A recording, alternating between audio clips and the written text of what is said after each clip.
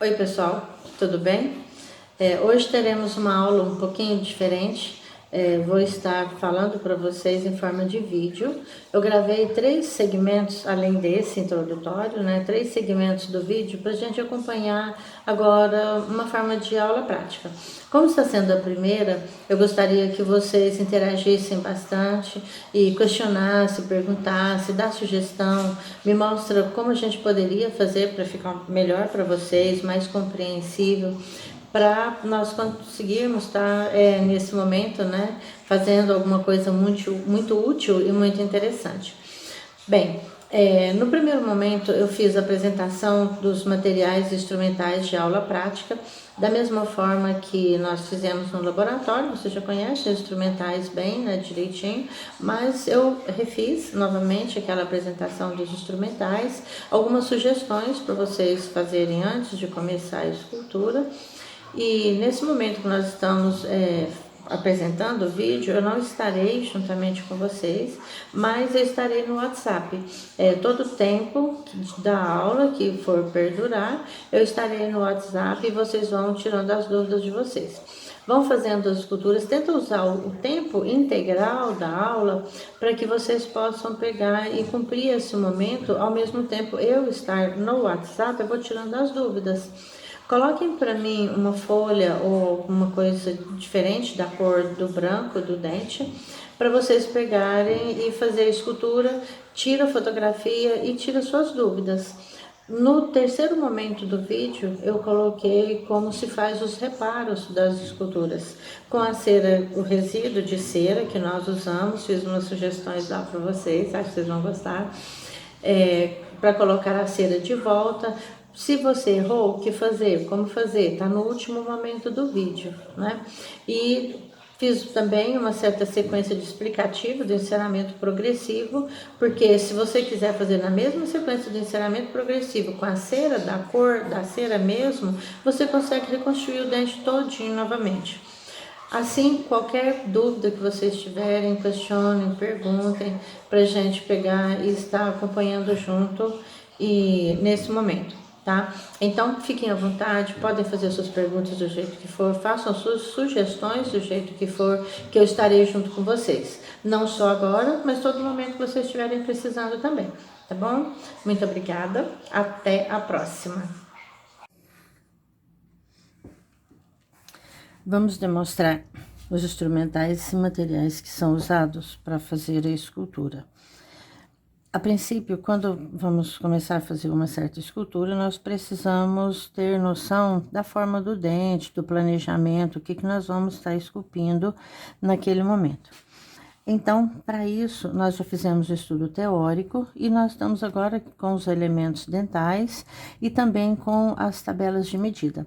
Essas medidas, elas existem porque às vezes tem alguns elementos que têm algumas variações de tamanho. A forma deles é mais ou menos parecida, né? Bem própria para cada elemento. Nós já estudamos a teoria e vimos que às vezes depende da forma da face da pessoa. Alguns elementos são mais longos, alguns elementos são mais largos. Vai depender da composição, da forma da face, da forma anatômica do indivíduo. Bom, então, quando nós vamos fazer a escultura, nós pegamos um instrumento, que é o paquímetro, e esse paquímetro vai servir para fazermos as medidas do dente. Então, nós temos aqui como se fosse uma régua milimetrada que nos dá a oportunidade de fazer essas medidas de comprimento total, de distância mesiodistal, ao mesmo tempo inciso cervical, e com essas medidas nós vamos chegando à conclusão de fazermos, né, um certo planejamento para a escultura. Bem, então, temos aqui o paquímetro, que é um instrumento de medida, e nós temos aqui a tabela de medida. Desse lado, eu tenho aqui as medidas, os nomes dos dentes do lado superior. Aqui nós temos as medidas dos dentes inferiores. Então, por exemplo, um incisivo central, depois incisivo lateral, canino, premolar até terceiro molar, superiores. Aqui, central, lateral, canino até terceiro molar, inferiores.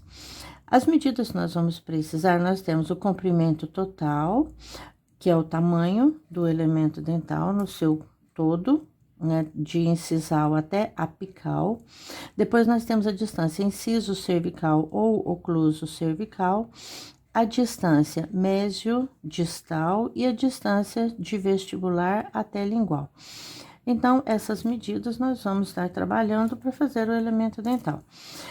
Aqui eu tenho a medida em milímetros. Eu peguei essas mesmas medidas, dividi por 2 em centímetros, para fazermos os desenhos. Aí nós trabalhamos 12,75 como comprimento total para fazer desenho, para fazermos o estudo da teoria. Dividindo por 2,5, vai ficar o desenho no papel também um pouco menor, em centímetros também. Aí nós faremos ou desse tamanho, da forma que, né, tiver a preferência.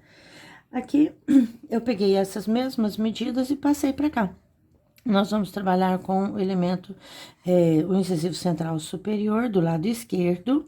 Aqui eu tenho do lado o hemiarco superior direito, nós temos o hemiarco superior esquerdo, inferior esquerdo e inferior direito. Então, com essa numeração, sendo o primeiro elemento dental, ele vai ser o número 1 do arco superior, do hemiarco direito, do esquerdo, porém, por isso, né, o elemento de número 21. Aqui eu peguei o comprimento total dele, 25 milímetros e meio. Então, eu pego 10 milímetros mais 10, 25 e meio. 25 milímetros e meio, comprimento total. Vou fazer outro retângulo, outro espaço compatível para a face palatina do dente. E nós vamos fazer o desenho de todas as faces para tomar consciência, né, da forma anatômica dele, exercitar um pouco mais as habilidades e, ao mesmo tempo, poder comparar o dente que nós estamos esculpindo no momento que temos o desenho já feito e pré-planejado. Alguma dúvida que tiver, volta a estudar novamente a teoria para a gente pegar e fazer o elemento da forma que ele existe mesmo. Aqui eu tenho o comprimento total, o tamanho da coroa e a distância mesiodistal. Vou colocar nesse espaço o espaço para a face incisal, que eu pego de mesial para distal, 9 milímetros, de vestibular para lingual, 5, 6, 7,8 milímetros, que é o tamanho da distância vestíbulo-lingual. Aqui eu tenho o espaço próprio para a face incisal do dente. Vamos ver o que nós estamos fazendo colocando o dente natural nessa posição. Por exemplo, se eu pego aqui um incisivo central superior do lado esquerdo e vou observá-lo pela face vestibular. Pego o dente e coloco aqui, só para fazermos termos uma noção do que nós queremos fazer. Incisivo central superior esquerdo olhado pela face vestibular. Depois, o mesmo dente, outro dente, né? Incisivo central superior esquerdo também, olhado pela face palatina. De pessoa diferente, lógico, né?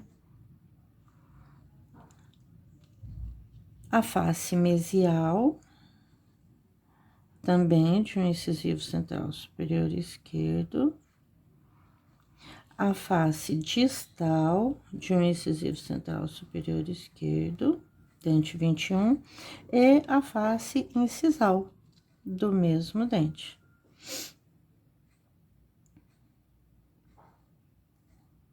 A face incisal.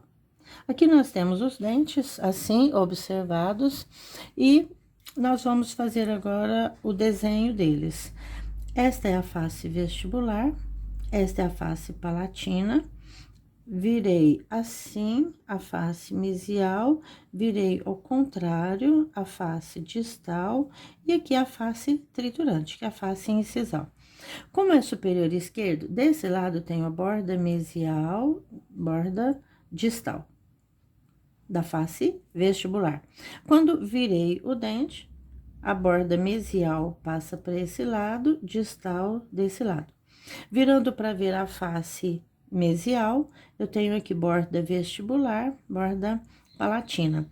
virando a face distal, eu tenho borda vestibular, borda palatina.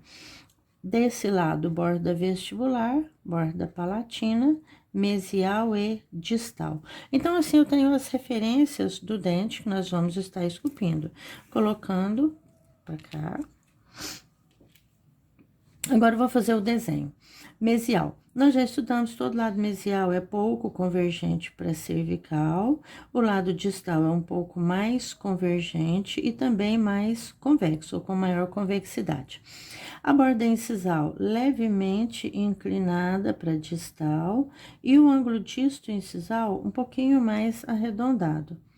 A raiz do incisivo central é uma raiz relativamente larga, com o ápice um pouco mais afinado, e nós temos na face vestibular 2 sulcos de desenvolvimento que vão determinar a individualização de 3 lóbulos de desenvolvimento nessa face.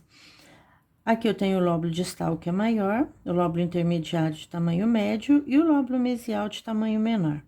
Virando o dente, olhando agora pela face palatina, aqui é borda distal, que é mais convergente e mais convexa. Aqui é borda mesial, menos convergente e menos convexa. A borda incisal com o ângulo disto-incisal um pouco mais arredondado. E eu tenho a face palatina um pouco menor do que a face vestibular. Assim, eu vou marcar a face mesial é um pouco mais convergente para palatino do que a face distal. Então, por isso, tem esse espaço aqui maior. A raiz. Não vou precisar mais da tabela de medida por enquanto, então vou deixá-la para cá. Na face palatina, eu tenho na região cervical o cíngulo, o cérvico palatino, tenho uma crista marginal mesial, que é um pouco mais estreita, a crista marginal distal, que é um pouco mais larga. E demarcamos assim o desenho da face palatina com um símbolo simples, podendo ser bífido, trífido, dependendo do elemento que estamos olhando. Agora, vamos ver a face mesial. Virei, borda vestibular, eu tenho bossa vestibular. Do lado lingual, eu tenho o cíngulo. Como se trata de um dente superior, a borda incisal vai ficar um pouquinho mais próximo da borda vestibular. Olha, a face incisal um pouco mais próxima da vestibular, porque vai ocluir sobre a face vestibular do dente inferior. A borda cervical é um segmento curvo e côncavo para a raiz agora, e aqui a raiz dele, olhando pela face mesial. Pela face distal, nós vamos virar ao contrário, consequentemente a bossa vestibular fica desse lado, o cíngulo fica do lado palatino, a borda vestibular, a incisal um pouco mais próximo da vestibular, a fossa palatina. Distal levemente menor, a borda cervical côncava para a raiz e a raiz do dente. Assim eu tenho o desenho da face distal. A face incisal um pouco mais próxima da vestibular, vamos marcar convergente para distal. Aqui eu tenho a face incisal, a borda vestibular, a borda palatina, com o cíngulo um pouco mais próximo da distal também, sulcos de desenvolvimento da vestibular. Assim, nós temos a face incisal. Então, essas inclinações, a forma geral, é muito importante para que nós possamos fazer o dente com uma certa sensatez. Muito bem.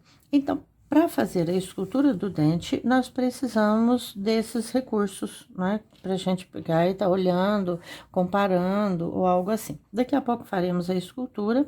Vamos agora nos atentar aos instrumentais que vamos estar usando. Vou tirar isso daqui para ficar mais livre para estudar, observarmos os instrumentais.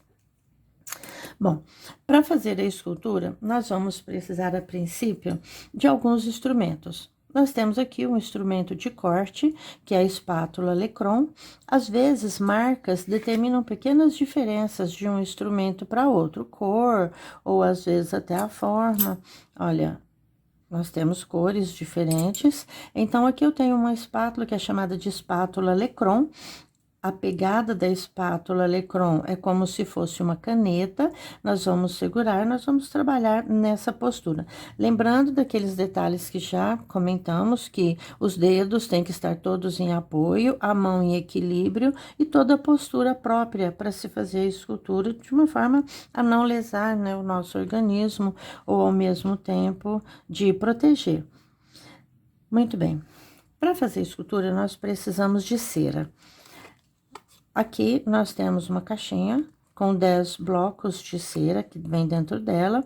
No bloco, uma base com um risquinho na diagonal existe. Desse lado, evidencia que nós temos menos imperfeição na cera. E, às vezes, algumas bolinhas, algumas irregularidades, quase sempre ficam do lado contrário. Por isso, ao fazermos a eleição do lado para fazer a escultura, nós colocamos a face incisal para esse lado que nós temos essa marca. E assim vamos planejar a confecção do elemento dental nesse bloco de cera. Já vou comentar as outras ceras que nós temos, vou deixar esse bloco aqui, só para a gente pegar e tomar como conhecimento. Aquela mesma cera, às vezes ela não vem dentro da caixinha, ela pode vir num saquinho, mesma coisa, 10 bloquinhos com as mesmas constituições. Bom, nós temos ceras coloridas para despertar uma sequência, uma certa sequência para se fazer as esculturas. Essas ceras são chamadas de cera 4 cores para se fazer enceramento progressivo. É o mesmo que se você estivesse começando na alfabetização, escrever com letra cursiva, né? Ou escrever com a letra em bastão. A princípio, nós começamos com letra em bastão, até escrever o nome com a letra cursiva mesmo, exige muito treinamento. E essas ceras coloridas servem para isso, para começar a fazer um certo início de escultura. Essa cera aqui é a mesma dessa, porém com umas colorações um pouco mais discretas, uns tons mais pastel. Olha, aqui eu tenho a cor verde, aqui nós temos o que seria a cor vermelha, aqui nós temos a cor amarela e a cor azul.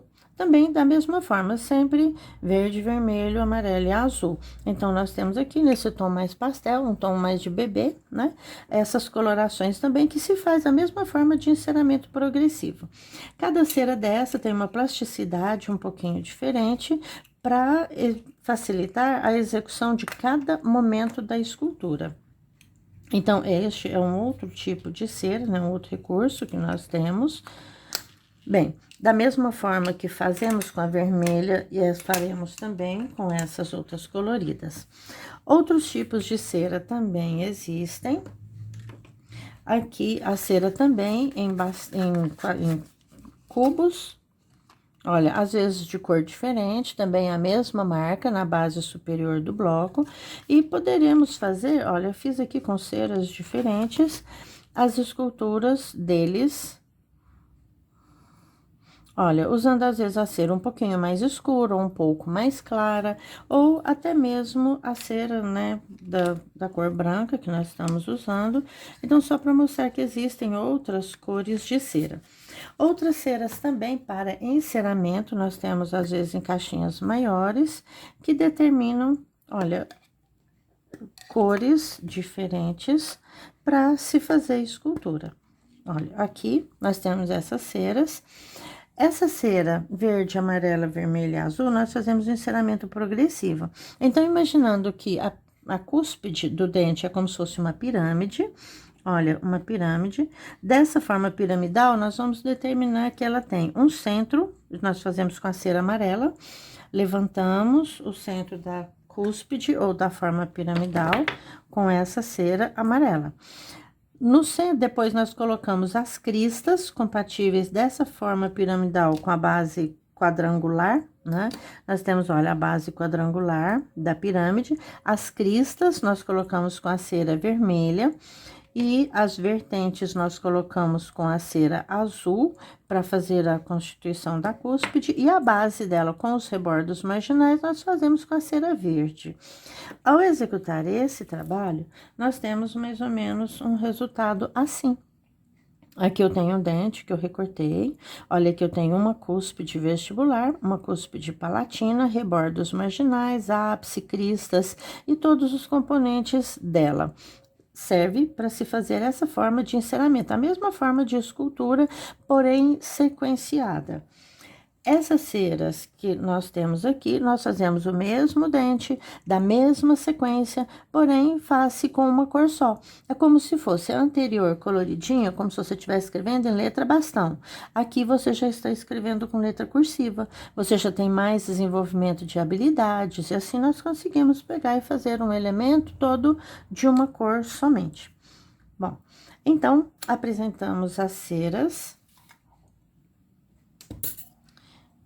E o restante, os resíduos da cera que nós cortamos da escultura, às vezes nós usamos para repor. Vamos imaginar que você está fazendo uma escultura, arrependeu de ter cortado mais e vou repor a cera para que o dente fique bonito. Então, nós temos condição disso usando um instrumento que se chama gotejador de Peter Thomas. Nós pegamos a lamparina, aquece, coloca a cera aqui, daqui a pouco nós vamos demonstrar, e podemos fazer a reconstituição. Esses resíduos eu posso deixar aqui numa caixinha, eu posso derreter, aqui eu coloquei numa basezinha, né, de fazer cupcake, ou também, às vezes, olha, eu comprei umas embalagenzinhas e derreti restinho de cera e fiz aqui para vocês verem, só pra gente pegar e fazer a colocação da cera. Então, eu posso pegar o restinho da cera, eu posso derreter para colocar aqui, eu posso derreter e colocar numa forminha diferente para fazermos a reconstituição dela. Daqui a pouco faremos isso, só para demonstrar a cera nesse momento. Muito bem. Agora, nós temos, para fazer os cortes do dente, nós vamos, por exemplo, marcar o comprimento total do dente. Colocamos o paquímetro, marcamos o comprimento total. O restante da cera, nós vamos usar o canivete para tirar os excessos, para fazermos os cortes a princípio, os cortes iniciais. Esses cortes iniciais devem ser feitos com canivete. O canivete deve ter um bom corte para executar esse momento de escultura. Então, nós teremos aqui esse canivete para fazermos a escultura inicial. Tem alunos que perguntam, posso usar estilete para fazer os cortes? Pode. Estilete é muito bom, tem um bom corte, porém, ele tem a lâmina muito fina e essa lâmina é maleável. Quando vamos fazer os cortes, às vezes ele escorrega, às vezes essa lâmina faz uma certa inclinação e normalmente acaba atrapalhando um pouco mais. Por isso, e o corte dele é muito bom, pode ser que escorregue e corte o seu dedo também com mais facilidade, né? Então, eu prefiro que se use o canivete, que nós temos mais apoio melhor na posição de pegada e nós temos uma lâmina um pouco, né, mais firme para fazermos esse corte de uma forma que não vai machucar você e tem mais resistência. Com a espátula Lecron, nós fazemos as marcas. Olha, é fácil o desenho, nós desenhamos o dente e nós vamos fazer alguns tipos de cortes também. Depois da espátula Lecron, nós temos também um instrumento de corte, que é chamado de esculpidor Hollenbeck. Ele tem uma base assim e tem uma outra base assim. São lâminas cortantes também. Esse Hollenbeck, ele serve para tirarmos, olha, arredondar e fazer algumas caracterizações. Quando fazemos isso, esse desgaste com o esculpidor, os resíduos de cera vão ficando. Usamos uma escova de dente para, às vezes, tirar os pedacinhos e, né, alisar, tirar alguns pedacinhos da cera, que às vezes fica na mão, às vezes fica no dente que nós estamos trabalhando. Às vezes, tem pessoas que, ao invés de usar a escova, às vezes gosta-se de usar algum tipo de pincel, né? De pincel diferente. Tem algumas meninas lá na sala que usam até pincel de maquiagem, mas nós usamos esse pincel para pegar e tirar esses resíduos da cera, alisar e ficar, né, a cera limpinha quando nós estamos fazendo a escultura. Então, nós temos aqui a escova de dente. Para se esculpir, nós usamos assim esses instrumentos. Olha, gotejador de Peter Thomas para se colocar a cera, esculpidor Lecron para se desenhar e o esculpidor Hollenbeck para pegar e fazer o arredondamento. Às vezes, quando erramos, nós vamos colocar mais quantidade de cera, nós temos uma espátula com tamanho maior, que nós vamos aquecer na lamparina, pegar maior quantidade de cera e devolver para onde nós precisamos colocar. Ela tem uma outra base, que é um pouco menor, olha, com tamanho menor, em forma de chama de vela, que nós vamos colocar menor quantidade de cera. Se eu errei só um pouquinho, eu vou colocar esse resíduo com a parte menor do gotejador. O gotejador duplo, ele tem, às vezes, uma ponta um pouco mais grossa, uma ponta um pouco mais fina, uma gota maior, uma gota menor. Às vezes, ao comprar o gotejador, nós compramos, tem uma ponta mais grossa, outra ponta mais grossa. Aí você fala, nossa, eu gostaria de ter uma ponta mais fina. Existe também, ao invés do gotejador duplo, o gotejador simples. Ele tem, né, eu brinco que ele é cego do lado contrário, ele tem uma ponta só, então eu comprei esses dois para fazer um jogo de uma ponta mais espessa, uma ponta mais delicada, para colocarmos gota maior, gota menor. Outros instrumentos de escultura também existem, mas por enquanto vamos restringir apenas a esses que nós vamos estar usando a princípio, que nós vamos estar usando mais frequentemente. Bem, então, falamos dos instrumentais, falamos das ceras e nós vamos observar agora a lamparina. Lamparina, existem modelos diferentes. Esse aqui é um modelo um pouco mais antigo, um pouco grande também, mas a toda lamparina existe um espaço para a gente colocar o álcool. Para se colocar o álcool, nós pegamos, às vezes, alguma forma de funil para pegar e colocar, ou às vezes pode se colocar em recipiente que tenha pontinha, coloca ali dentro, ou outras formas também de se colocar esse álcool dentro da lamparina. Colocou o álcool, tampa, e a outra parte é a parte do pavio dela. Quanto ao álcool, nós temos aqui, ó, um álcool hidratado também, porém 92,8 graus. É bom que seja um álcool mais forte, porque o álcool muito hidratado, ele não vai pegar fogo, né? Para colocarmos o fogo na lamparina, nós vamos estar usando o fósforo. Então, com fósforo, nós acendemos a chama, ou um isqueiro também, da mesma forma. A chama, ela vai apresentar uma parte mais vermelha. Olha, eu vou pegar um gotejador. Quando nós estamos usando o gotejador, é bom que tenhamos do nosso lado um guardanapo, porque às vezes resíduo um pouquinho de cera fica, e nós vamos usar às vezes uma cera de cor, por exemplo, que estava azul, eu usarei depois uma cera amarela. Aí a cera vai misturar uma cor com a outra, não vai ficar legal. Então, nós usamos um guardanapo para fazer a limpeza do gotejador, para não deixar ele, olha, ficar sujo, para a gente poder trabalhar com ele limpinho. Muito bem. A chama, ela apresenta uma parte mais amarela, na parte superior, tem uma parte transparente que fica mais ou menos na base ou na parte no início dela, né? O aquecimento do gotejador, ele é feito aqui, ó, no ângulo dele e nessa parte transparente, porque se eu pego na parte vermelha da chama, eu vou pegar fumaça, fuligem. Quando eu for colocar a cera, ela vai ficar de cor diferente. Então, a zona de maior aquecimento dela é aqui, ó, perto do pavio. Mas eu não vou ficar encostando no pavio também para pegar carvão, né? Então, nós usamos mais essa parte aqui no ângulo do gotejador para nós conseguirmos pegar uma certa quantidade de cera. Exemplificando, por exemplo, eu tenho aqui um dente que nós estávamos usando justamente para isso. Quando vou colocar a cera, eu aqueço o instrumento, eu vou aquecer onde vai receber a cera. Olha, então, eu vou deixar isso aqui mais molinho, pego e vou um pouquinho da cera, venho e coloco para reconstituir o tanto que eu preciso, ou o tanto que eu gostaria. Ah, mas tá ficando meio irregular. Eu aqueço o instrumento, derrete onde a cera vai ser colocada e coloco um pouquinho mais. Isso quando eu quero colocar pouca quantidade de cera. Ah, mas é menos ainda. Tudo bem, eu tenho aquela pontinha mais afinada.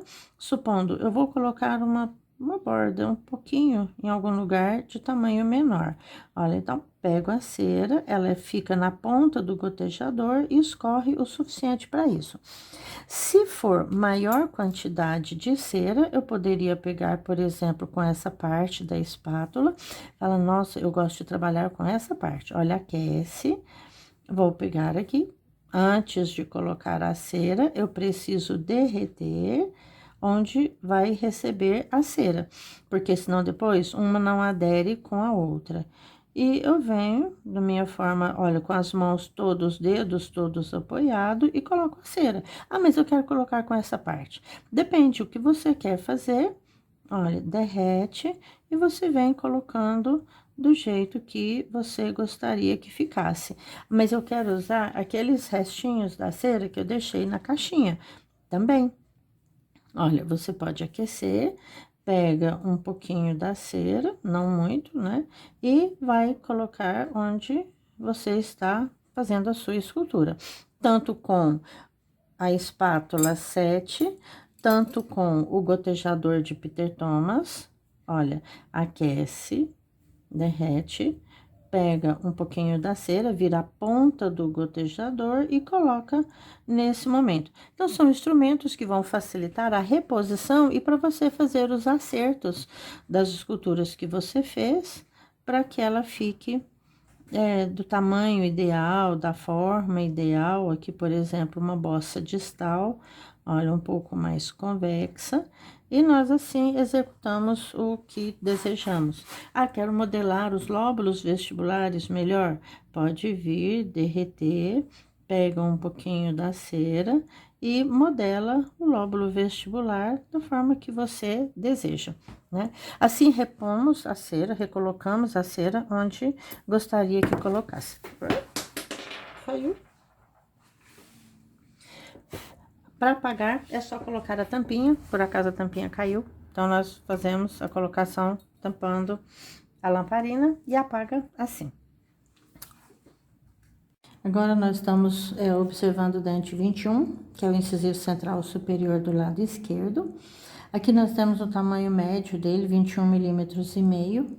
Mas, uma vez que às vezes tem alguns dentes que tem tamanho menor, dependendo, né, da pessoa que apresenta o tamanho do dente, às vezes um pouco menor, às vezes um pouco maior, mas nós temos uma média de tamanho para o incisivo central superior, mais ou menos uma média de 25 milímetros e meio.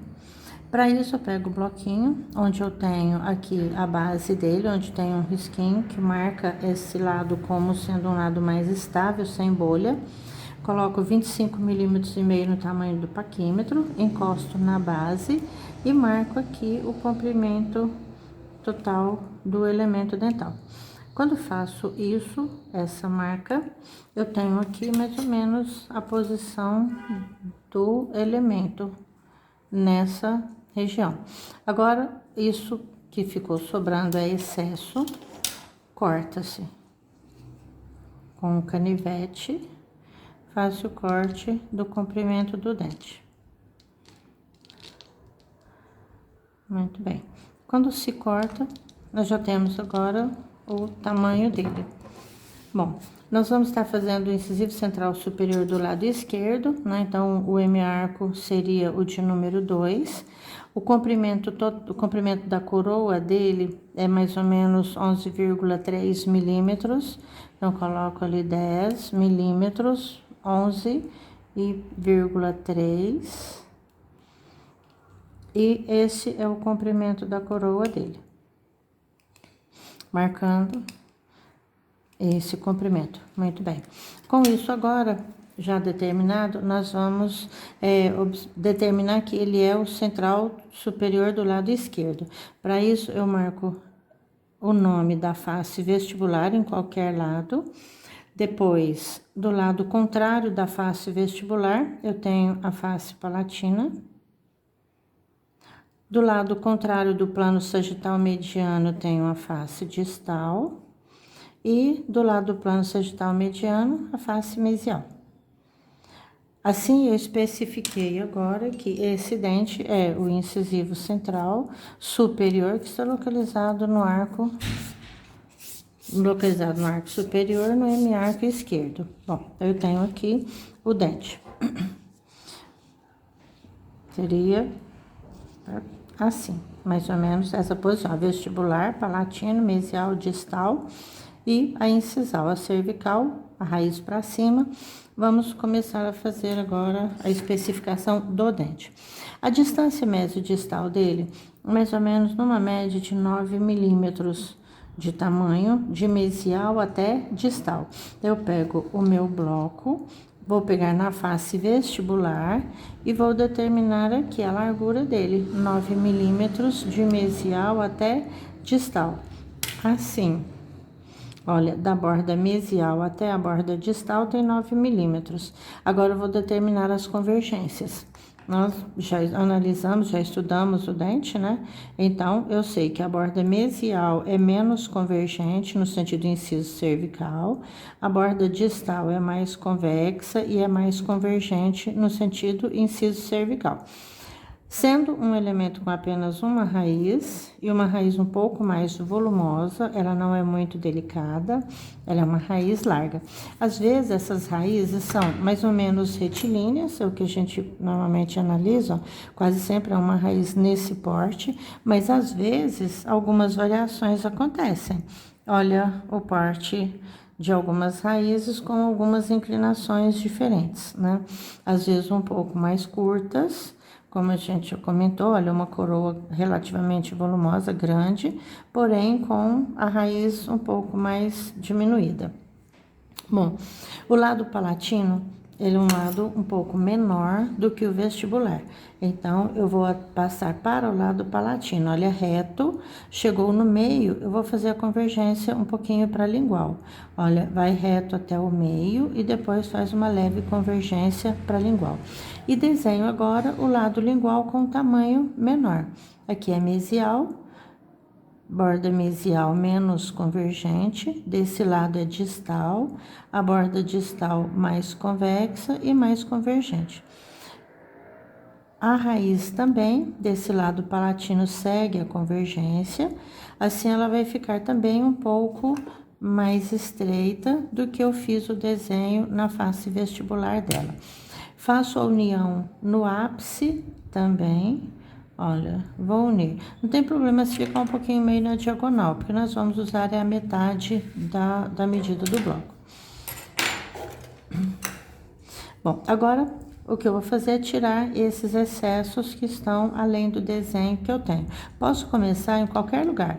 Eu posso começar aqui no ápice da raiz, observando que o corte ele tem que ser feito até o desenho.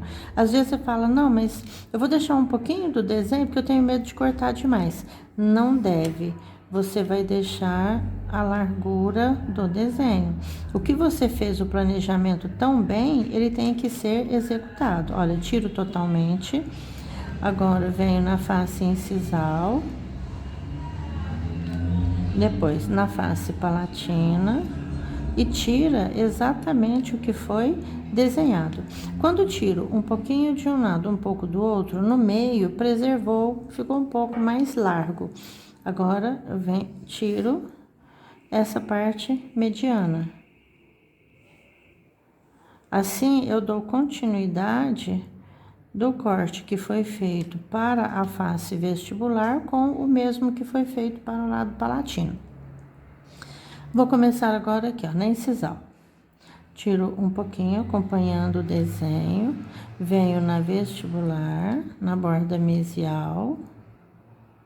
Como os desenhos têm tamanho diferente, eu vejo só esse, não estou vendo do lado contrário, eu não posso pegar aqui e tirar tudo de uma vez só. Assim, eu vou tirando no desenho e vou deixando com um pouco de cuidado a parte média, sem pensar em unir. Agora que eu tirei de um lado e tirei do outro, a minha vista eu consigo idealizar a remoção, olha, dando continuidade de um lado e do outro, tomando cuidado para não lesar, né? Então, tiramos das duas partes. Muito bem. Agora, eu vou marcar de novo, porque o que eu tinha determinado como planejamento eu já tirei. Marco o tamanho do colo, olha, unir a vestibular com o lado lingual. E vamos marcar agora uma outra distância. Essa aqui é a face mesial, olha, se tivesse aqui no quadrante, aqui é mesial. Então, não preciso escrever, porque eu já sei que a mesial é menos convexa, a distal é mais convexa. Vou pegar agora a medida que vai da face vestibular até a face palatina. Pegando no dente, nós teríamos essa medida aqui, ó, pega de vestibular até palatino, ou até lingual. Pega, na realidade, a parte mais larga do dente, ou seja, da bossa vestibular até o cíngulo. Assim, nós estamos vendo que essa medida é menor do que a distância mesiodistal. Olha, mesiodistal nós tínhamos 9 milímetros, porque ele é um dente largo, igual uma pá, como se fosse uma colher. Olha a diferença entre a vestibular com a lingual. É muito comum, quando vocês estão fazendo, vocês esquecerem disso e fazer um dente com distância vestibulo-lingual maior. Mas não pode. Eu tenho aqui a distância vestíbulo-palatina ou vestíbulo-lingual.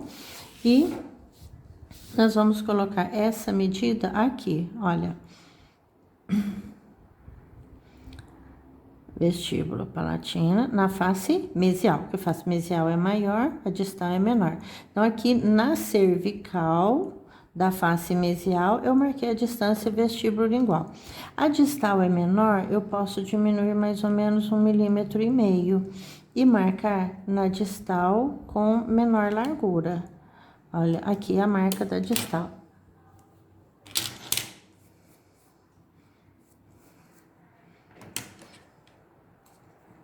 Eu vou marcar o meio da distância vestíbulo-lingual. Como se trata de um dente superior, a incisal dele vai estar um pouco mais próximo da vestibular, como se fosse, olha, essa posição. Aqui é vestibular. Então, eu vou fazer esse desenho para marcar essa distância vestíbulo-lingual da face incisal. Como ele vai apresentar aqui o meio, ele é superior, então, vou marcar mais ou menos uns 2 milímetros para o lado vestibular. Assim.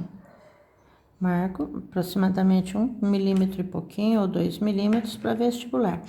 Agora, quando coloco o dente aqui, o perfil dele, olha, a borda vestibular, ela vai mais ou menos retilínea até a bossa, depois no terço cervical, a bossa vestibular. Do lado lingual tem a fossa e posteriormente o cíngulo. Assim faço, olha, retilíneo até mais ou menos na altura da bossa, aí a convexidade dela. Do lado lingual, a fossa e o cíngulo.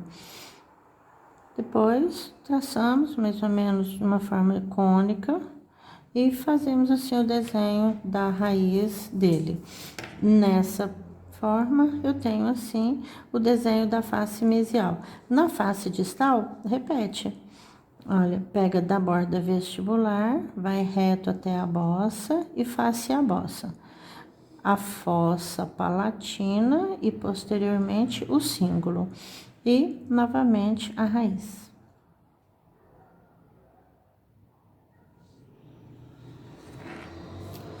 Muito bem. Agora, eu sei que no estudo do dente, aqui é bossa vestibular, aqui é face vestibular. A superfície vestibular, ela é mais ou menos convexa, tanto de mesial para distal, quanto de cervical para incisal. Leve, mas é convexa. Por isso, eu não vou cortar isso aqui num plano só. Eu vou cortar um segmento para mesial, um para distal. Olha, levemente. Cortamos de pouquinho em pouquinho. Se eu cortar de uma vez só, a cera vai quebrar. Principalmente, dependendo, a cera reage de forma diferente, dependendo da temperatura do ambiente onde você está trabalhando. Se tiver um pouco mais frio, a cera vai ficar um pouco mais quebradiça. Se tiver um pouco mais quente, a cera vai ter um comportamento um pouco diferente. Agora, vamos tirando, não esquece de olhar o desenho. Eu tiro até o desenho. Chegou no desenho? Pronto, parei de tirar. Agora só vou fazer um acerto aqui. Cortamos os dois lados, tudo em dois planos. Olha, os dois segmentos, 2/3 incisais e o terço cervical. Por que em dois segmentos? Porque isso aqui vai ficar convexo. Então, fica muito mais fácil a gente fazer assim, porque depois eu tenho um resultado um pouco mais satisfatório. Na lingual, como a fossa é uma concavidade só, ela é única, então eu posso estar cortando, olha, vamos cortando devagarzinho, não empolga muito, tem gente que às vezes corta demais e some com a face incisal, porque ela é fininha, né? Olha, tira-se a fossa. Como que é o símbolo? O símbolo é convexo, é como se fosse uma meia bola. Olha, então eu já corto em dois planos também, para modelar a convexidade dele posteriormente. Olha, então, cortamos, aqui ficou um pouquinho só da coroa sem cortar, posso vir e tirar. Olha, tirei totalmente o desenho. Agora, eu vou cortar a raiz. Dois planos também, porque a raiz ela não é reta. E vou observando até onde eu posso tirar para modelar o ápice dela. Olha, dois planos. E chegou no ápice. Agora, quando eu observo assim, eu tenho mais ou menos estruturalmente o elemento dental mais ou menos modelado, né? Só que no nosso dente, esses ângulos diedros tão evidentes não são assim, eles são levemente arredondados. Como faremos? Com o esculpidor Hollenbeck, apoia-se, gente, a postura é muito importante, eu já passei nas aulas anteriores. A posição do apoio de todos os dedos é importante. A gente não pode ficar com os dedos assim ou segurando o instrumental de forma diferente. Segura-se como uma caneta, apoia todos os dedos. Ah, mas o dedo mínimo, ele não vai precisar. Precisa-se. E esse dedo, na posição, vai te acarretar dores lá no meio da coluna.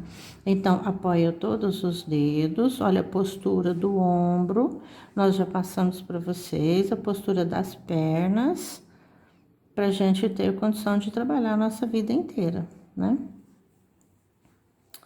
Muito bem, arredondando os ângulos.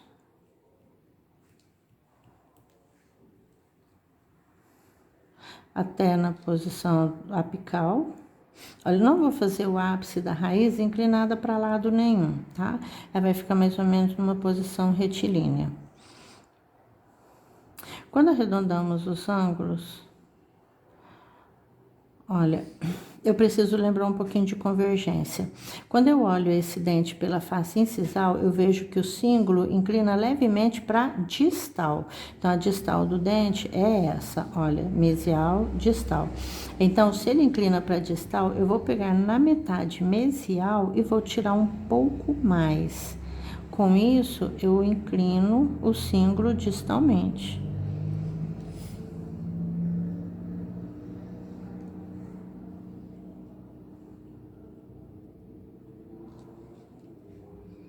Incisal.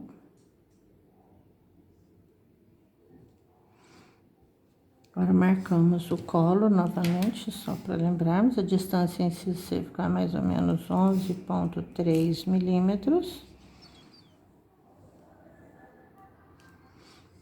Marcamos na vestibular, na lingual. Agora, face o desenho. Olha, na vestibular o colo é curvo e côncavo para a coroa, na lingual também. Então, aqui na face palatina, ó, curva e côncavo para a coroa. Posteriormente, é só unir essas duas regiões. Para fazer a escultura da borda cervical do colo anatômico, nós lembramos que nada mais é do que uma camada de esmalte que existe na coroa e não existe na raiz. Portanto, desgasta-se na raiz do dente, olha a postura dos dedos, todos encostadinhos, sem ficar com o dedo sobrando. Desgastam meio milímetro mais ou menos, não muito, senão você vai enforcar o dente. Olha, iguala, dá continuidade a esse desgaste com a raiz. As raízes, normalmente nós sabemos que na mesial ela tem uma leve compressão. Eu posso aqui nesse momento, ó, já modelar uma leve compressão na mesial. Na distal, o sulco radicular é um pouquinho mais profundo. Posso modelar um pouquinho mais aprofundado na distal.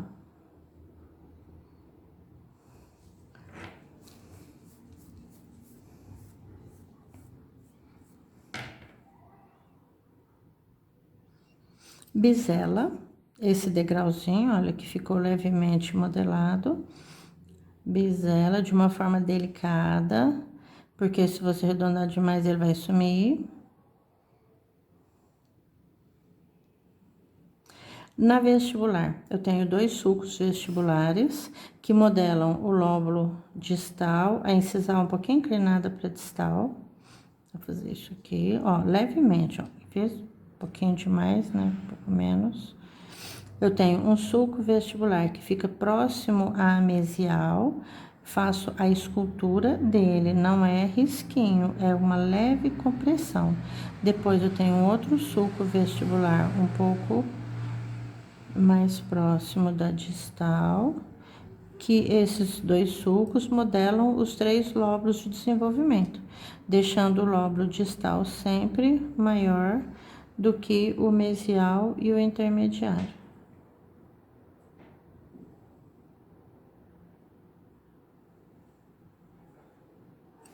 Na face lingual, eu tenho 2 cristas marginais, mesial que é mais estreita, distal que é um pouco mais larga e a base do cíngulo. Posso tirar com a espátula Lecron, olha, um pouquinho no meio.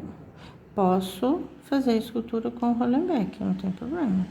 Vai da preferência de cada um. E com as suas experiências, você vai percebendo que é mais fácil para você de uma forma ou de outra forma.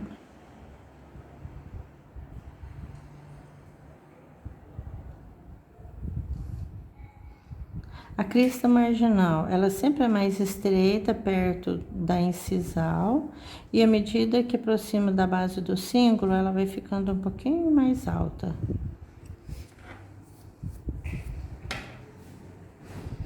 Para fazer o acabamento, é interessante a gente ter, né, além de já ter trabalhado bem delicadamente, pegar uma meia calça e a gente vai passando ela de uma forma, né, mais não muito apertada, porque a cera ela é meio mole, senão desaparece o que você acabou de fazer. Nesse caso aqui eu fiz um símbolo simples, né, as cristas marginais, o símbolo fiz um pouquinho de sulco nele. Podemos fazer às vezes o bífido ou dependendo do que você tiver vontade de fazer. Quer fazer forame cego? Faça. No lateral é mais comum, no central é menos comum forame cego. E assim nós temos o dente. A gente, normalmente na escultura, acaba que deixa os acidentes anatômicos um pouquinho mais nítidos, né, do que no dente natural. Se quiser fazer dentículos incisais, eu posso pré-modelar muito pouquinho, só para pegar e dar uma leveza na borda incisal. Mas, mais ou menos isso. Na face vestibular, na face distal, a face lingual e mesial e a incisal.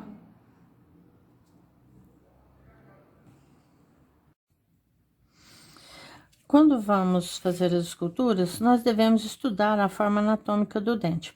Peter Thomas fragmentou o dente em algumas partes para que fizéssemos o estudo da superfície, principalmente da superfície oclusal, do lado oclusal do dente, ou a parte triturante.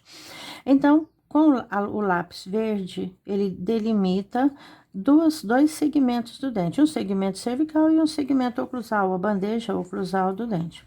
Separando assim do lado vestibular, do lado palatino também, nós temos a base ou o corpo do dente e a região das cúspides.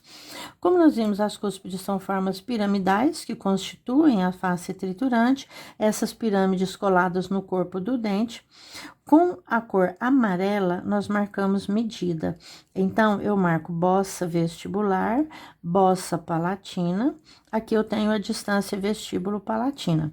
Olha, bossa vestibular no terço cérvico vestibular, bossa palatina no terço cérvico palatino do dente superior. Assim, fizemos a marcação da distância vestíbulo-palatino ou vestíbulo lingual. As cúspides, nós vamos marcar com a cera amarela também o ápice de cada cúspide. Olha, da cúspide mésio-palatina, mésio-vestibular, disto-vestibular e disto-palatina. E assim por diante. O ápice, como se fosse o vértice da pirâmide. Olha, ápice da cúspide ou das cúspides. Com a cera vermelha, bom, aqui poderíamos marcar também a distância mesiodistal com a cera amarela, onde vai acontecer o ponto de contato, e a distância ocluso-cervical através dessa medida. Então, o amarelo, nós fizemos as medidas. O verde, nós delimitamos convexidades e curvaturas e também os rebordos marginais. Rebordo marginal distal, rebordo marginal mesial. Rebordo marginal distal, rebordo marginal mesial. No momento que estamos fazendo isso, nós estamos tendo a percepção, por exemplo, rebordo marginal mesial maior, distal menor. Nós temos também a percepção de curvatura, convexidade, e assim marcamos a posição dos rebordos marginais com a cor verde. No momento de reconstituir, nós vamos colocar aqui a cera verde. Com a cor vermelha, nós fazemos cristas e arestas. Aqui eu tenho uma crista transversal livre, do lado vestibular, uma crista transversal triturante na face oclusal. Olha, crista transversal triturante para cúspide palatina, crista transversal livre para cúspide palatina. Temos também crista ou aresta longitudinal, a partir do ápice até os ângulos, aresta longitudinal. Assim, fazemos o estudo de cada dente. Olha, cúspide médio vestibular, cúspide disto vestibular. Nesse momento, eu já estou observando a convergência, volume e tamanho das cúspides, crista triturante, a ponte de esmalte, unindo a crista médio, a cúspide médio-palatina com a disto vestibular. E nós temos a cúspide médio-palatina, a cúspide disto-palatina, que é a menor e menos volumosa dela, ao tubérculo de Carabelli, nas vertentes livres da cúspide médio-palatina. Bom, cristas e arestas com vermelho. Azul, fazemos o preenchimento das vertentes. Uma vertente livre distal, uma vertente livre mesial. Uma vertente triturante distal, uma vertente triturante mesial. Assim, repetitivo para cada cúspide. Vertente livre, triturante, triturante. Da mesma forma para as cúspides menores. Vertente livre distal, vertente livre mesial. Cúspide médio vestibular. Vertente triturante distal, vertente triturante mesial, cúspide médio vestibular. Bom, estudamos o dente, já estudamos a teoria, já fizemos relatório e agora estamos analisando concretamente, né, o elemento. Eu normalmente falo assim, quando eu vejo essa forma de elemento, né, o dente ou a forma do elemento dental, é como se eu estivesse materializando o meu conhecimento, materializando o meu pensamento quando eu estou fazendo a escultura. Então, agora eu vou pegar o meu conhecimento e começar a fazer a reprodução ou a escultura do elemento dental. No enceramento progressivo, comentei, olha, eu faço a princípio um cone inicial que vai marcar o tamanho da cúspide, o comprimento dela. Como é uma base em forma de pirâmide, dentro aqui eu vou fazer uma crista, vou fazer outra crista. Essas cristas vão determinar ou vão delimitar cada lado da pirâmide, cada lado das vertentes. As vertentes nós preenchemos com azul e assim fazemos a reconstituição dele. Aqui nós temos um que eu já fiz, olha, peguei aquele mesmo modelo, como se fosse aquele que nós marcamos, cortei. Quando eu cortei, bom, então agora tirei. O que eu vou fazer? Eu vou fazer estudo, né? Para fazer o planejamento, eu vou pensar, o que eu vou fazer nessa face oclusal? Eu tenho aqui um rebordo marginal distal, eu tenho um rebordo marginal mesial. Esse aqui é o segundo pré superior, então o sulco mesodistal dele é curto e está no centro da face. Tenho aqui um ápice da cúspide vestibular, da cúspide palatina um pouco mais para mesial. Então, aqui eu ponho todo o conhecimento que nós fizemos lá no estudo. Olha, eu tenho um segmento distal, um segmento mesial, uma crista triturante e uma crista livre. Assim eu tenho o desenho da face oclusal. Mas se eu fosse fazer o segundo molar, por exemplo, vamos pular o primeiro só para ficar um pouco mais distante. O que eu tenho? Fazendo o planejamento, rebordo marginal mesial, rebordo marginal distal. A cúspide mesiopalatina, o ápice dela, a cúspide disto-palatina menor, a cúspide mesio-vestibular e a cúspide disto-vestibular entrando na convergência.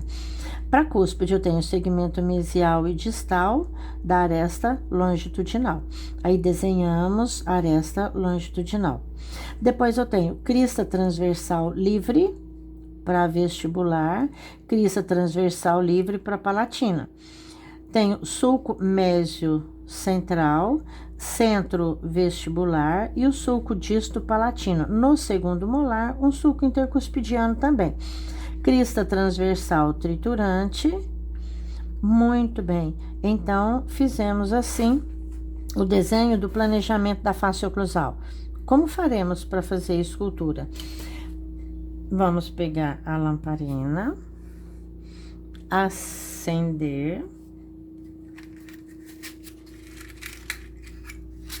Com isqueiro ou fósforo, fazemos isso. Agora, nós vamos usar o gotejador de Peter Thomas. Eu vou pegar o gotejador e acrescentar... Olha, vou limpar o gotejador, como eu disse, ele estava com resíduo de cera. Aquece o gotejador e limpa no papelzinho. Cuidado para não se queimar, porque às vezes você aquece demais e depois vai pegar e machucar sua mão. Outro detalhe também, às vezes nós aquecemos, igual eu fiz aqui, aqueci esse lado, depois eu venho aquecer, você se esquecer, isso aqui pega na sua mão e acaba te machucando. Bom, nós vamos pegar uma cera, que é cera pegajosa, é a cera pegajosa. Aqui. A cera pegajosa é uma cera que ela prega mais, né? Pra quê? Qual é a intenção dela? Ela tem mais quantidade de cera de abelha, para a hora que nós levantarmos o cone, ele não ficar caindo de um lado para outro. Então, eu faço o aquecimento, olha, e vou fazer o que chamamos de ceroplastia. Vou só fazer uma base, uma quantidade de cera aqui.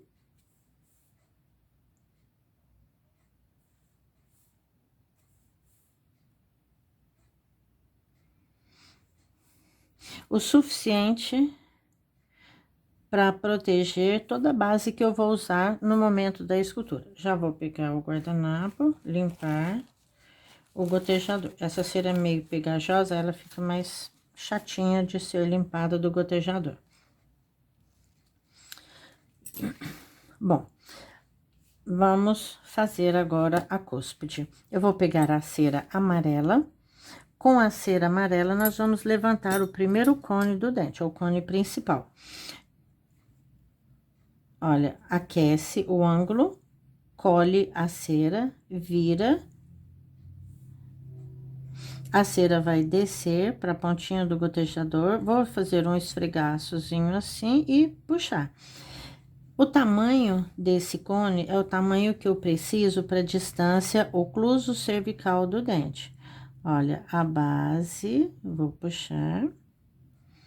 E a direção do cone vai depender da posição da oclusão dele também, com o dente antagônico.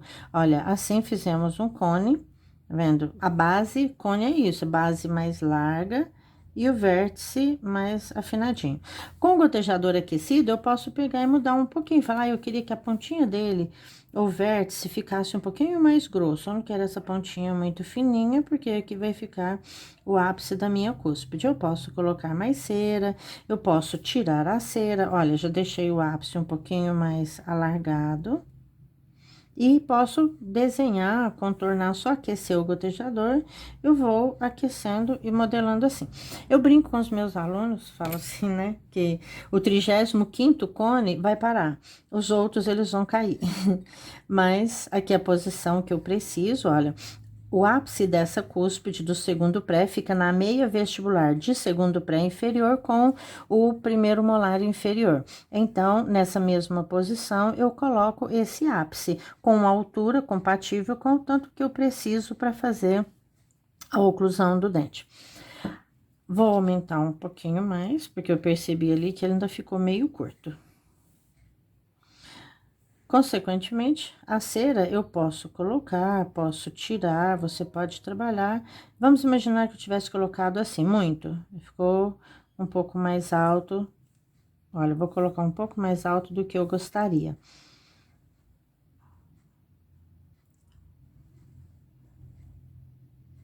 Olha lá, ficou grande demais, eu não preciso desse tamanho todo. Meu papelzinho aqui do lado. Então, se ficou um pouco maior do que eu gostaria, eu posso pegar o gotejador e cortar. Então, tanto eu posso acrescentar, quanto eu posso tirar a altura dele. A cúspide palatina, nós estudamos na teoria que o ápice da cúspide palatina dos prés superiores, eles ficam levemente inclinados, olha, eu faço a base, inclinados para distal. Não coloco aqui, para distal não, para mesial. Eu puxo um pouquinho de inclinação para mesial. O segundo pré superior, a cúspide vestibular e a cúspide palatina, elas apresentam mais ou menos a mesma altura. Então, colocamos isso como sendo a realidade da nossa escultura. Muito bem. Quando eu coloquei aqui o ápice, eu tenho a distância ocluso cervical. Preciso da distância mesiodistal. Para fazer a distância mesiodistal, eu coloco cones acessórios que vão me dar a possibilidade de fazer a medida de mesial para distal do dente.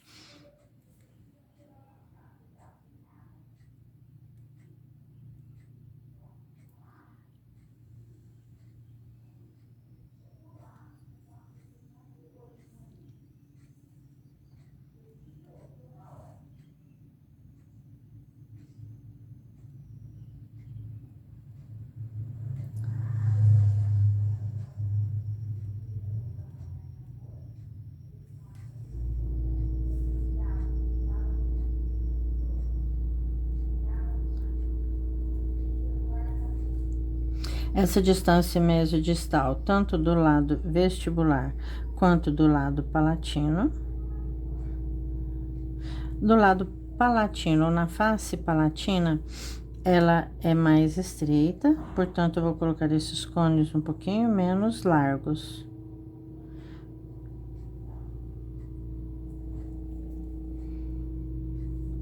Para fazer assim a largura da cúspide palatina. Olha, coloco na base e puxo até próximo à largura desejada.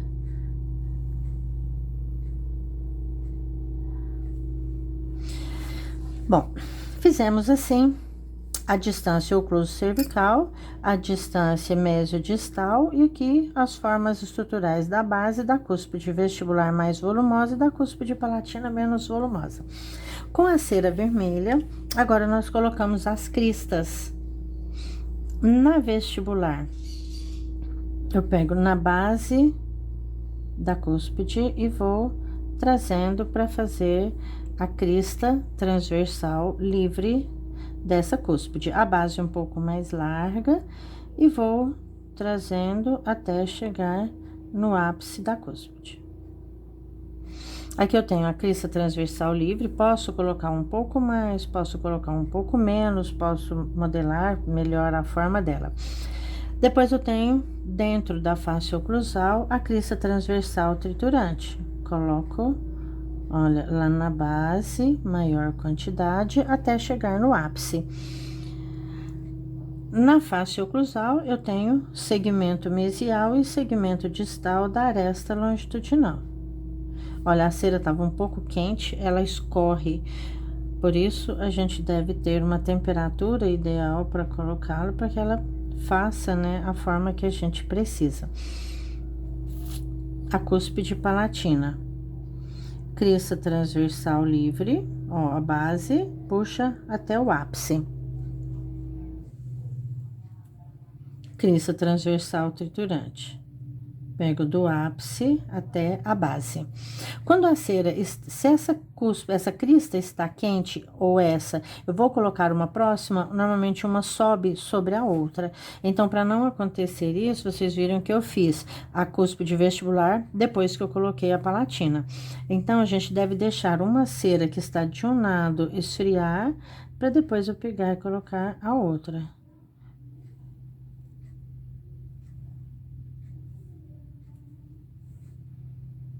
Aqui tem muita, um pouco menos. Vou pegar a parte mais delicada do gotejador para fazer a borda mesial e a borda distal. Olha a borda distal.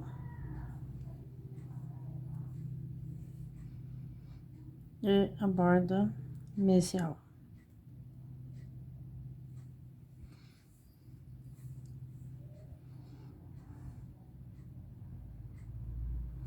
Borda distal, que é a borda mesial.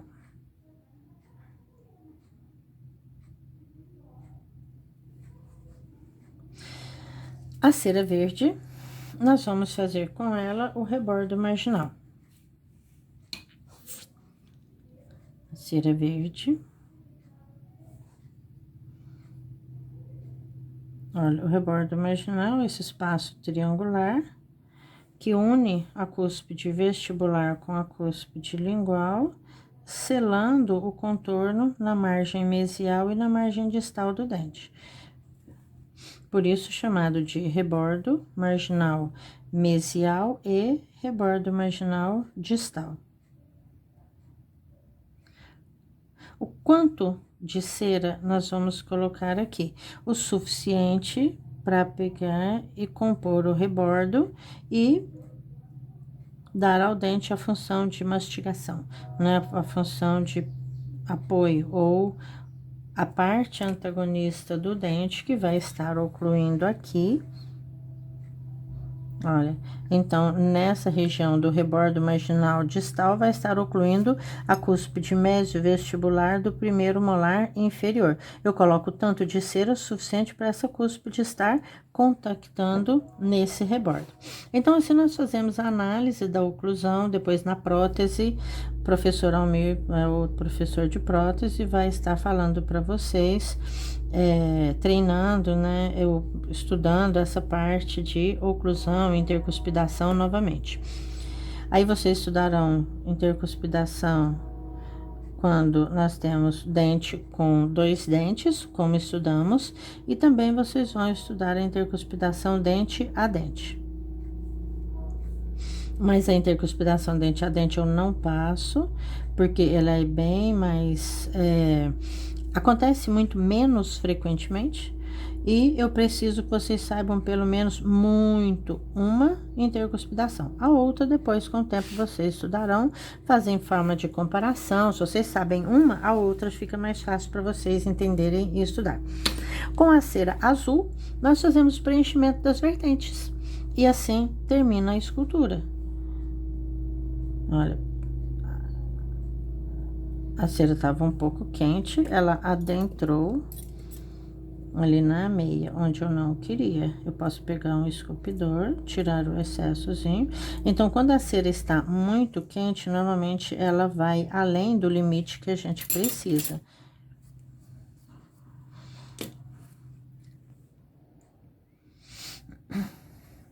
Por isso, a gente coloca a cera na lamparina e trabalha com ela numa temperatura adequada para executar o momento da escultura que estamos fazendo. Bom, então aqui acho que deu para vocês pegarem e observarem como que a gente trabalha com delicadeza e domínio da temperatura da cera. Isso requer bastante treinamento, tá? Não é, como eu tava brincando, não é o primeiro cone que você vai colocar que ele vai ficar bonitinho, não é o primeiro enceramento que você vai fazer que também vai ficar bom. Não, vai ficar tudo muito feio no início. E é normal. Anormal seria se você já chegasse lá na faculdade sabendo fazer, né? Então, é por isso que eu quero que vocês precisem muito de mim, mas muito mesmo. Você só vai precisar muito de mim se você estiver fazendo a sua obrigação. Se você não fizer, você nunca vai necessitar da minha ajuda. Então, espero que vocês me perguntem, que vocês peçam ajuda para gente pegar e tá fazendo isso. Aqui, por exemplo, ficou um pouquinho de cera a mais. O que eu faço? Eu pego gotejador aquecido. Então, o gotejador aquecido também, ele pode tirar a cera. Nem sempre ele coloca só, olha, tirei um pouquinho da cera para dar convergência mesodistal na face vestibular. E colocamos as vertentes triturantes. Ah, mas essa ponta tá muito grossa. Tudo bem. Então, eu pego com a ponta mais fina do gotejador para satisfazer a minha necessidade. Olha, então aqui eu coloco vertente triturante, distal e mesial da cúspide vestibular e da cúspide palatina.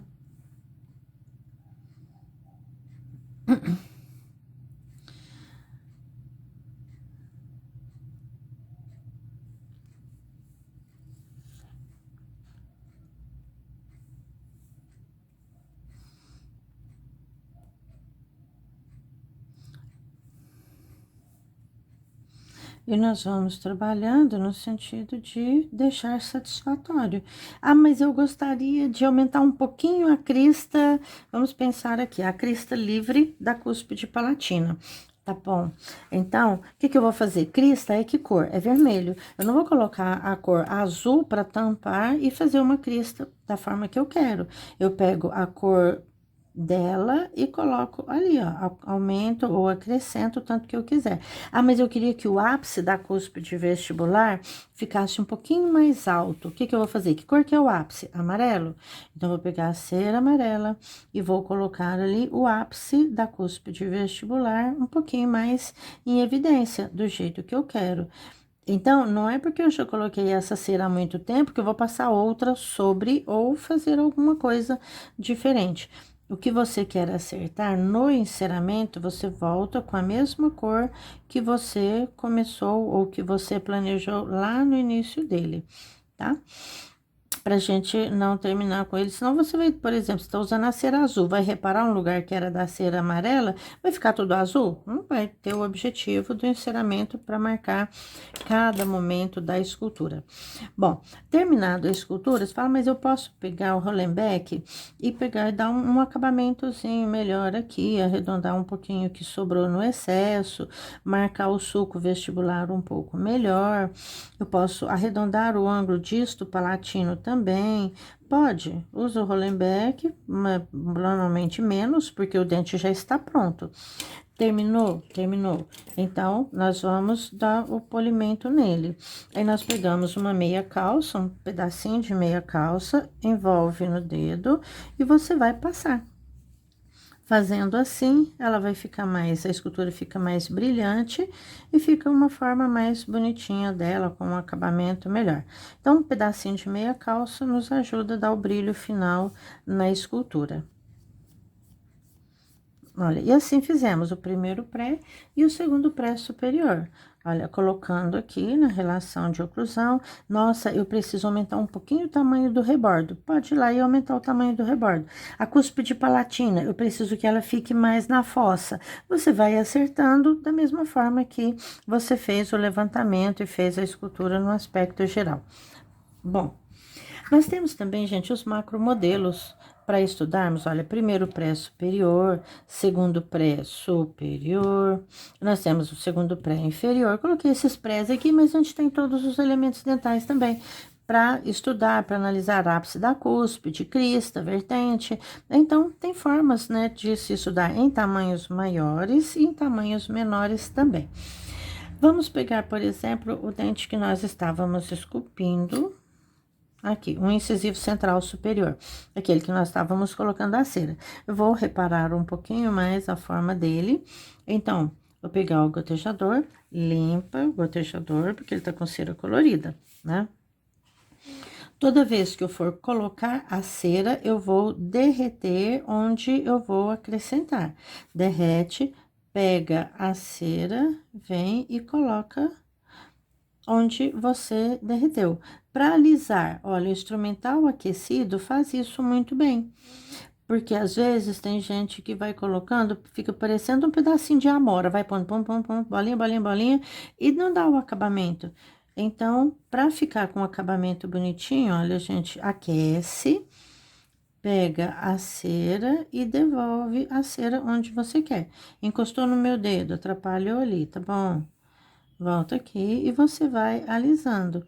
Assim, você vai colocando a quantidade de cera que você quer, vai fazendo o dente ficar da forma desejada. Olha, na vestibular. Nesse momento, a gente já modela convergência. Aí, nós fazemos mais ou menos como se estivesse fazendo um enceramento progressivo. Então, nós podemos reparar ou consertar qualquer detalhe anatômico colocando a cera ou com o gotejador ou com a espátula. Evita de você pegar, tem aluno que fala assim, nossa, eu vou colocar a cera. Então, faz o quê? Pega a espátula e faz aquele montão de cera, depois vai esculpir de novo. Não é necessário. Já faça o acréscimo da cera de forma que o dente fica do jeito que você deseja. Ah, mas eu coloquei aqui, ficou uma bolinha. É só tirar. Olha, com o gotejador aquecido, você vem e acerta a forma. Ele está esfriando, quando ele começa a esfriar, ele começa a tirar a cera. Então, você vem, espalha e faz o que você deseja. Sulco radicular é bem interessante fazer assim, ó. Coloco o gotejador ali, tá muito quente, vou esperar um pouquinho. E depois eu posso tirar a cera com o gotejador. Ele tá quente ainda. Quando a cera está esfriando, eu venho com o gotejador, olha, e retiro. Assim, ele já fica esculpido. Ah, mas eu vou mudar essa cera de lugar, vou passar para cá que vai ficar melhor. Tudo bem. Aí, o seu senso crítico vai fazendo com que você faça a sua escultura, olha, de uma forma delicada e coerente com o que foi planejado ou com o que a gente tem na realidade do dente. Tudo bem? E assim nós faremos, né? Ou fazemos as esculturas, reparamos, pode errar à vontade, não tenha medo disso. Nós temos também uma outra cera, assim. Nossa, que legal, tudo fácil cruzado do primeiro molar superior. Ela veio assim, não coloquei ainda, não usei ainda. Então, você fala assim, mas para que ela serve tão coloridinha? Aqui eu ponho a matriz do dente, a dentina. Aqui eu tenho a dentina um pouco mais pigmentada. Aqui eu tenho uma cor mais branquinha. Aqui eu tenho o transparente, fazer o esmalte. Às vezes alguns sulcos, um pouco de esmalte e fazer alguma evidência mais escurecida. Então, essa cera me dá a oportunidade de fazer a escultura do dente tal qual ele é. Por exemplo, pegar aqui, ó, uma cor semelhante a essa, vou pegar aqui, vou colocar aqui e vamos fazendo a escultura do dente de forma que ela fique semelhante ao dente natural. Supondo aqui a bossa vestibular é maior espessura de esmalte, então eu poderia pegar aqui, ó, a cor transparente e colocar ali sobre o esmalte que eu quero. E nós vamos fazendo com que esse dente fique semelhante ao dente natural. Ah, mas os sulcos vestibulares, eu quero que eles fiquem um pouquinho mais escuros. Olha, eu vou pegar aqui e vou colocar um pouquinho de sulco vestibular, né? Tava com cera azul, né? Muito bem.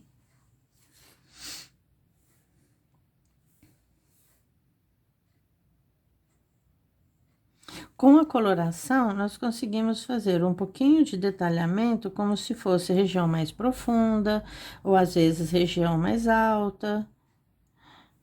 Vamos colocar, por exemplo, o centro do lóbulo vestibular, como ele tem mais esmalte, um pouquinho meio azuladinho.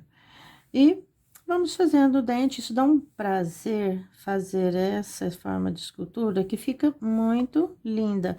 E nós vamos fazendo aquilo que nós estávamos falando, como se fosse materializando o nosso pensamento, fazendo o nosso pensamento transformar numa forma real. É muito interessante, é muito legal. Aí nós colocamos aqui a parte média do dente, um pouquinho mais, uma coloração um pouco mais intensa. E nós vamos assim fazendo a reconstituição do dente. Ou vamos fazendo assim a escultura do dente da forma que queremos.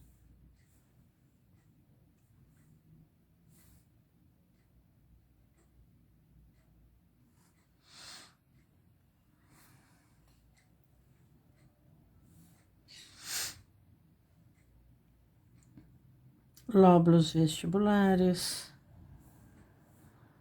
os sulcos vestibulares, a bossa vestibular e assim por diante. Depois, no final, pega a meia calça. Ó, eu a meia calça diferente. A meia calça, quando ela é mais fininha, dá um efeito bem, ela alisa melhor. Aí nós alisamos e tal, e fazemos, né, o que a gente quer. Aqui eu não dei acabamento direito, mas... Olha, só acrescentando, posso pegar o Rollenbeck, modelar melhor.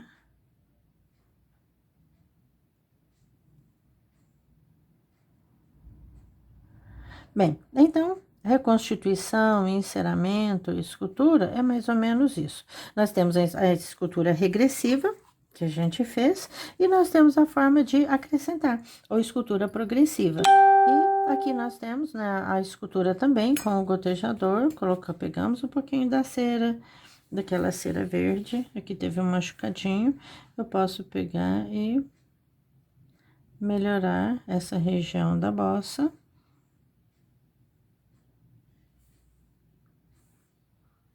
Então, a cera, ela pode ser colocada, pode ser retirada, e fazemos assim o que nós desejamos, fazendo periquimácia, sulcos, lóbulos, cristas, o que nós precisamos para fazer a escultura do dente, tá? Então, muito obrigada e até a próxima.